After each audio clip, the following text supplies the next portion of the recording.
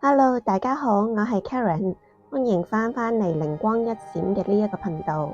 咁今日呢，我就想同大家講一講關於塔羅牌又或者係靈擺等等嘅靈性工具，佢哋之間究竟係有咩能力、有咩效用咁嘅呢？首先呢，就想請大家唔好覺得哇，塔羅牌、靈擺呢啲嘢烏混混嘢，會唔會係同鬼連結㗎？會唔會好危險、好恐怖㗎？咁樣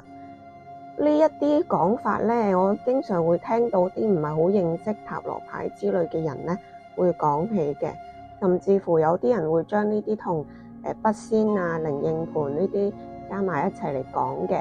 不過就我所知呢，係我所學嘅呢一派嘅塔羅牌同埋靈擺呢一類嘅工具呢，係並冇所謂嘅同鬼連結呢一件事嘅，又或者係大家會以為係同高靈連結，咁佢係屬於一個冇肉體嘅靈體，咁係咪都係屬於鬼呢？咁某程度上嚟講，你可以咁樣講嘅，但係我哋都只不過係一個有肉體嘅靈體啫。咁嘅講法之下，其實我哋同佢哋又唔係相差好多啫喎。但係我哋都會去思考一樣嘢，就係佢哋會唔會係一啲唔好嘅傳友，會唔會係傷害我哋咁樣？所以我哋就會好介意會唔會係同鬼連結啦。但係呢，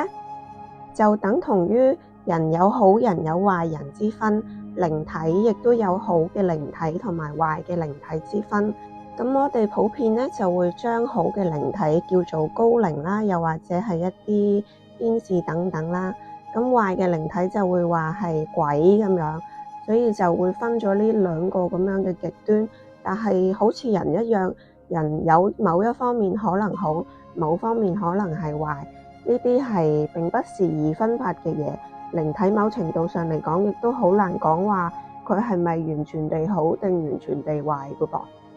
我哋只能夠簡單咁樣去分辨，有一啲嘅靈體佢哋嘅能量比較高，有啲嘅靈體佢哋能量比較低。咁就高嘅能量高嘅靈體，佢哋通常思考就會豁達啲啦。但係佢哋會唔會好心辦壞事咁樣，令到你做錯咗某啲嘢呢？唔知㗎喎，呢樣嘢都係要我哋自己去思考，自己去處理翻嘅。咁翻嚟啦。講返塔羅牌、靈擺呢一啲嘅靈性工具啦。其實呢啲嘅靈性工具咧，我都已經接觸咗好耐㗎啦，可能差唔多大概10年左右啦。咁咧，所以某程度上嚟講，對佢哋都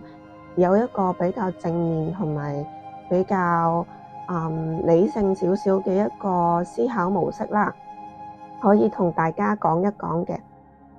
首先呢，希望大家唔好聽到話類似呢啲嘢呢就太過拒絕，因為有時候我哋對一件事情嘅誤會，就係因為我哋對佢唔夠了解，跟住呢就人云亦云地覺得佢係差就係差。咁我哋需要對佢有更加多嘅了解，先至可以用自己嘅評判標準嚟去評判呢一樣嘢究竟係一樣好嘅嘢定還是係壞嘅嘢。如果你本身並唔了解呢件事，佢嘅操作模式係點樣，佢究竟係點樣有效嘅，又點能夠講話呢啲嘢究竟係可信還是係迷信呢？所以我就希望大家咧維持一個比較正面嘅態度去了解呢啲嘅工具。先講講塔羅牌先啦。塔羅牌咧，其實佢本身就係大部分依家會講嘅塔羅牌咧，係一套喺15世紀中期喺歐洲各地流傳嘅占卜嘅卡片。佢入邊咧就會加咗好多各國神秘學嘅一啲符號啊，又或者象徵意義落去嘅。咁有啲係基督教嘅啦，猶太教嘅啦，甚至乎星座啊、數字啊，各種各樣加埋一齊嘅。咁如果話佢究竟一開頭係由邊度形成而產生嘅咧，其實都已經比較難去揾到㗎啦。所以根本上塔羅牌佢個起源在邊度咧，係比較難知道嘅。有啲人咧就話佢係起源於吉卜賽嘅占卜，有一啲咧就話係同中國啊、印度之類嘅地方有關，而再去傳過去外國嘅。咁但係到依家係已經非常之難去揾翻究竟佢本身個起源係喺邊度啦。咁依家大家最出名、流傳最廣泛嗰一副咧，就叫做韋特塔羅牌啦。咁呢一副咧，就可能大家平時去書局啊都會見到嘅，因為佢係第一套咧係有畫公仔喺嗰個牌面上面嘅。以前舊嗰啲塔羅牌咧，其實係好似我哋平時打紙牌咁樣，聖杯9咁就真係畫咗9個杯嘅啫。但係韋特佢嗰個時候係第一套將一啲牌嘅牌意畫埋落去嗰個牌上面，令到大家更加容易解讀嘅。咁隨之而來咧，我哋就大部分人都會由韋特開始學習使用塔羅牌，但係有其他種類唔同嘅塔羅牌啦，亦都有唔同嘅文化所衍生嘅牌啦。例如話我哋中國會有易經嘅塔羅牌，呢個係由中國64卦衍生出嚟嘅。亦都有一啲例如話係雷諾曼、天使占卜卡等等。咁其實咧，佢哋雖然話自己有自己嘅名啦，但係有時候我哋統稱嘅時候都會將呢啲統稱為塔羅牌。咁點解塔羅牌會準呢？個原因就係因為其實我哋以為自己抽牌嘅時候咧係睇唔到張牌係咩意思，但係咧喺我哋嘅潛意識入邊咧係知道每一張牌究竟係咩牌嘅。所以咧我哋抽咗出嚟之後，解讀嘅塔羅師幫我哋睇完之後咧，就會好清晰咁樣講咗你依家面對嘅事情，究竟你嘅潛意識點樣回答啦。但係大家都要留意一樣嘢，就係因為佢所得出嚟嘅答案係嚟自於我哋嘅潛意識。而雖然我哋有一個講法話有集體潛意識，即係話我哋大家嘅潛意識係會有一部分係相連同埋互相溝通，但係咧，因為我哋自己嘅潛意識咧唔一定係好全面嘅，同埋係帶有一定嘅主觀成分嘅，即係話有一啲人咧會主觀咁樣認為某一啲嘅事情係對係錯嘅。例如話咧，有個老婆就想要睇下開塔羅牌，睇下自己老公有冇收埋私己錢咁樣。因為喺佢嘅潛意識入邊咧，佢係冇接觸過佢老公已經收埋咗嘅私己錢嘅，佢最多係接觸過佢老公嘅啫。咁但係佢要問嘅係關於佢老公嘅嘢喎。咁咧佢個老公嘅潛意識係覺得收埋私己錢，又或者自己有啲錢係冇咩問題嘅。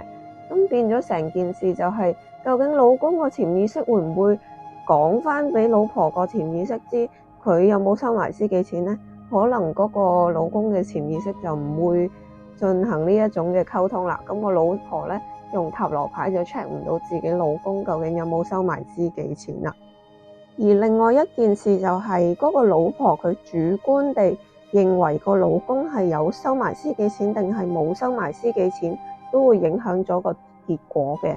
因為如果可能個老婆見到個老公斯斯縮縮，就覺得佢有收埋私己錢咧，咁佢開張牌咧都會係變成做老公有收埋私己錢嘅。就算老公呢一刻冇收埋私己錢都好，佢都會喺老婆發現之前啱啱好收埋咗私己錢嘅。所以呢一個咧係非常之有趣嘅結果嚟㗎。又或者有啲好神奇嘅狀態，就係個老公明明冇收埋私己錢嘅，但係個老婆無啦啦喺屋企揾到有啲錢收埋咗，咁就覺得呢啲係老公嘅私己錢啦。咁呢啲都有可能出現嘅喎。所以咧塔羅牌咧又係比較主觀地講俾大家聽，究竟嗰個去問塔羅牌嘅人究竟佢嘅潛意識入邊有啲咩思想嘅。所以某程度上嚟講，又唔可以話佢係真係揭示現實喎，而係揭示潛意識喎。所以有時候我會聽到一啲嘅案主會同我講翻話啊，你講嚟講去嗰啲嘢，基本上都係講翻我自己知道嘅嘢啊，好似問嚟冇乜用咁。咁係因為其實係你對自己了解得夠多啫。有一部分嘅人呢，佢睇塔羅牌嘅原因係因為佢對自己了解得唔夠清楚，又或者冇一啲好清晰嘅指引去幫助佢去做下一步嘅選擇，所以佢就會去睇塔羅牌嚟得到更加多嘅建議。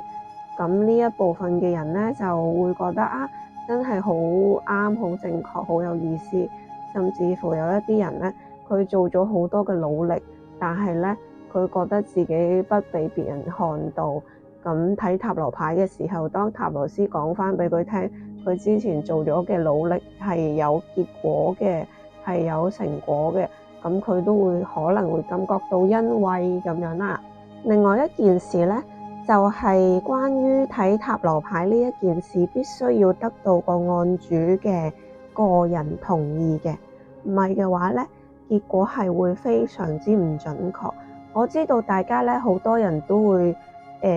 有一個心態，就係呢啲嘢試下玩下咁樣，甚至乎有啲人呢，見到自己朋友喺度開個塔羅牌攤檔，諗住支持下佢，但係心底入邊又唔係好願意去將自己所想嘅嘢去揭露出嚟嘅，咁變咗做開牌開完出嚟，張張都錯，張張都解讀唔正確嘅。嗰個原因就係因為你其實嗰個案主有冇放開自己嘅心胸，願意被別人去睇你究竟諗緊啲咩，你嘅潛意識究竟收埋咗啲咩呢？呢個係好重要嘅喎。如果唔願意嘅話呢，對方係睇唔到你諗緊啲咩嘅。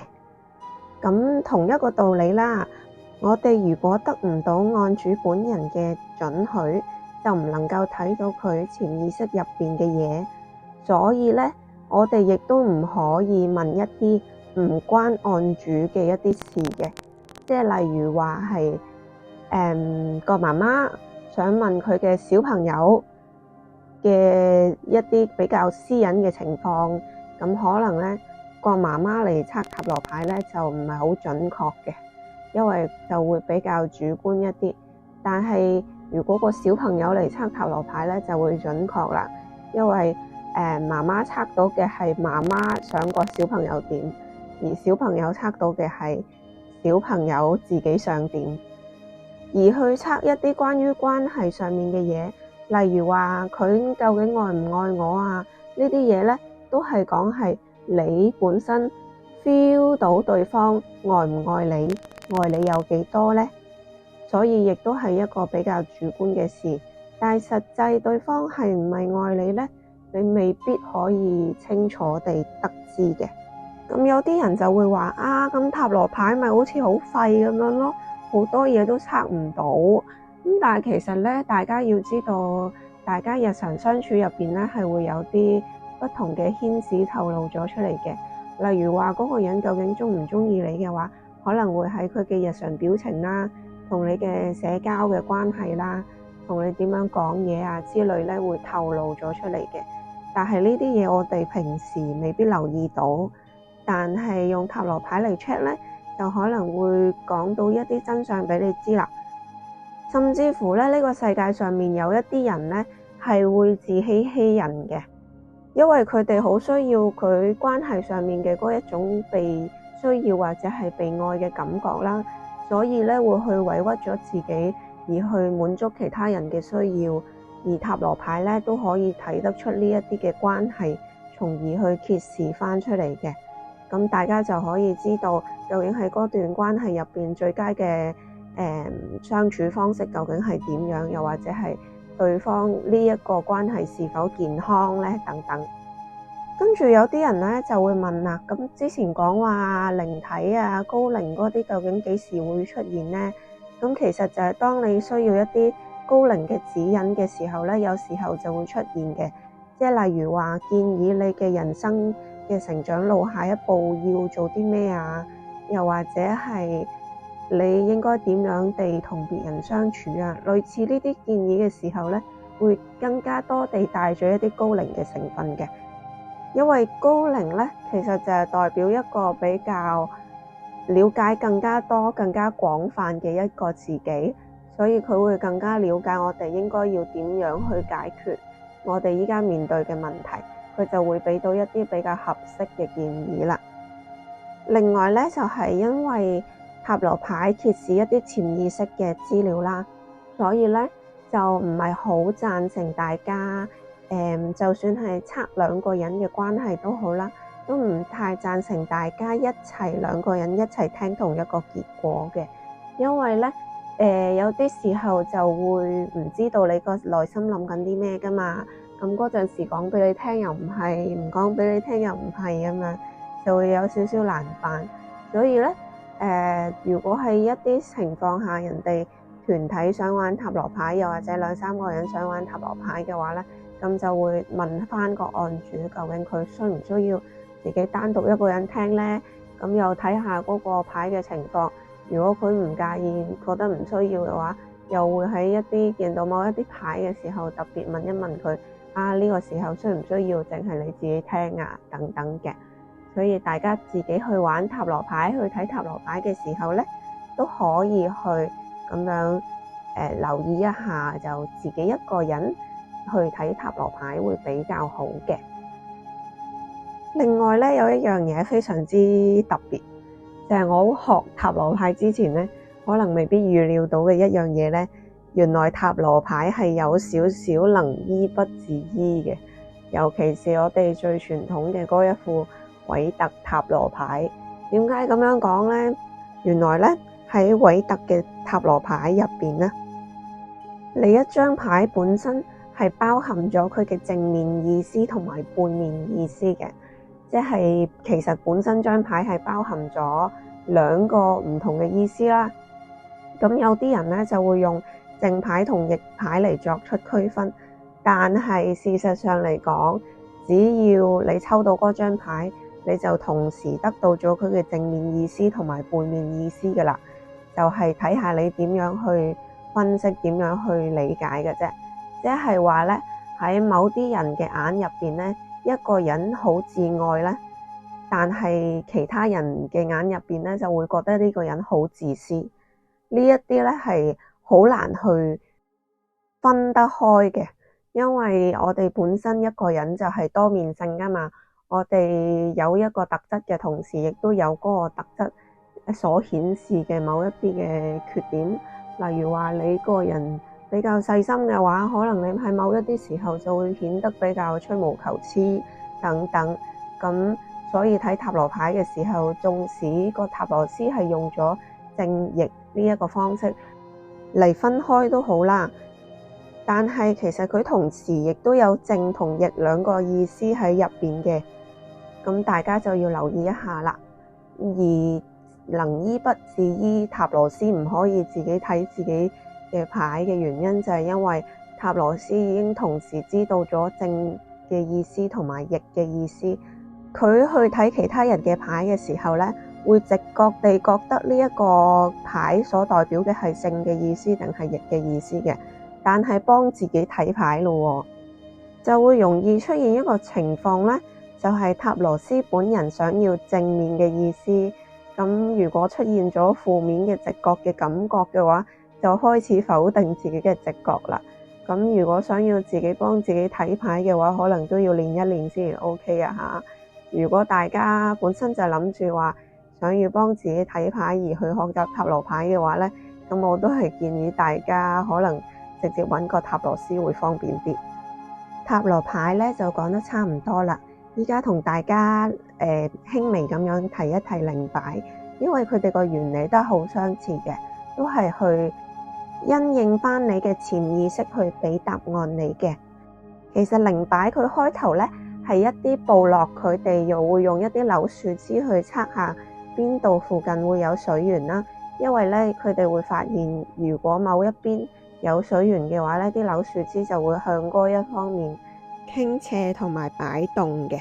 所以呢個咧就慢慢出現咗類似係中國嘅尋龍尺啦，而外國就衍生出現咗靈擺呢樣嘢。佢一開頭出現都係為咗要尋找水源嘅，但係依家大家發現原來我哋自己係可以用自己嘅潛意識去控制靈擺，可以俾到一啲資訊我哋嘅喎。初開頭用靈擺嘅人呢，通常都唔會太控制得到個靈擺有太大幅度嘅擺動嘅。個原因係因為我哋係要操控自己嘅肌肉嘅。我哋有時候身體入邊會有一啲好細微嘅喐動，我哋係唔知道，有一啲嘅係能量嘅推動，我哋又唔知道啦。靈擺揸喺手上面嘅時候呢，會受到我哋嘅肌肉同埋血管影響，而係進行唔同嘅喐動嘅。其實呢啲呢，某程度上嚟講，都係應該要經歷翻比較長時間嘅訓練先至可以控制得到。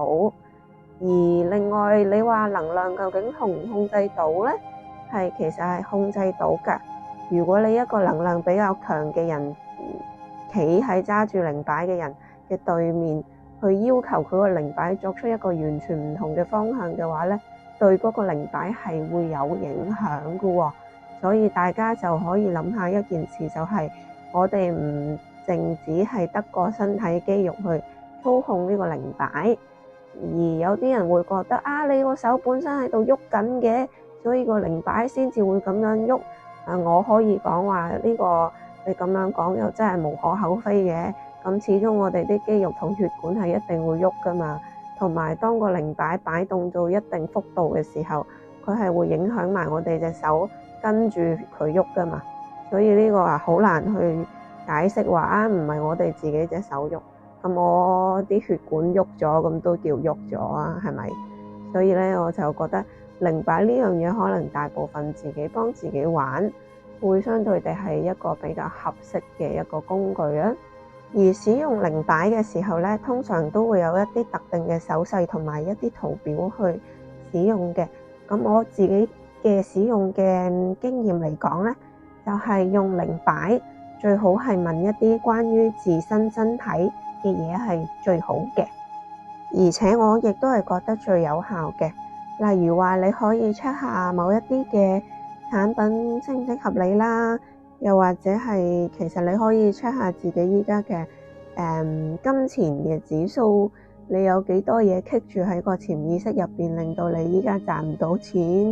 咁類似嘅嘢咧，都可以俾到一個比較實質性高嘅有可以衡量嘅一個數字俾你嘅。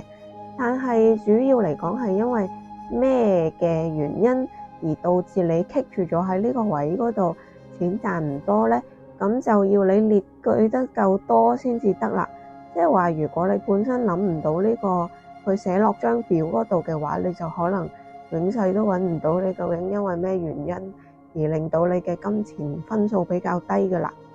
另外咧，我就想同大家講一樣嘢，就係通常大家咧啱啱開始認識呢一啲靈性工具嘅時候咧，通常都會比較瘋魔少少，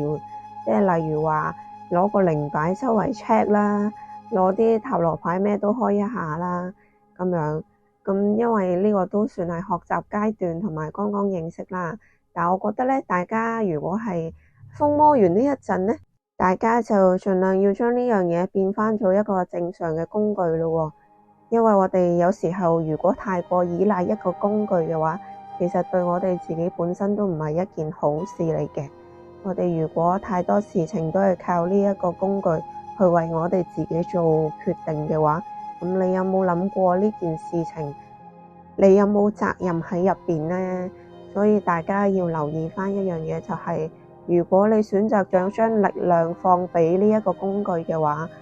咁你嘅力量就會漸漸流失噶咯。因為你將自己嘅決定權放咗俾工具身上面，就等同於我哋平時做決定嘅時候，如果將做決定嗰方交俾對方嘅時候，咁對方做咗一個決定都係你嘅責任嚟嘅，而且你亦都唔能夠去訓練翻自己嗰一個做決定嘅能力啦。咁所以大家就要留意下，玩呢啲工具咧，適可而止就可以啦。大家亦都可以長期地去用呢啲去幫助我哋自己，但係就要留意唔好俾工具操控翻我哋啦。今日就講到差唔多呢度啦。咁如果大家想要了解多啲嘅話，可以喺下方留言啦，又可以講下呢一集對你有冇幫助等等。想要再聽多啲其他相關嘅內容咧，可以 subscribe 呢個頻道，亦都可以 share 俾朋友嘅。咁就嚟到呢度啦，拜拜。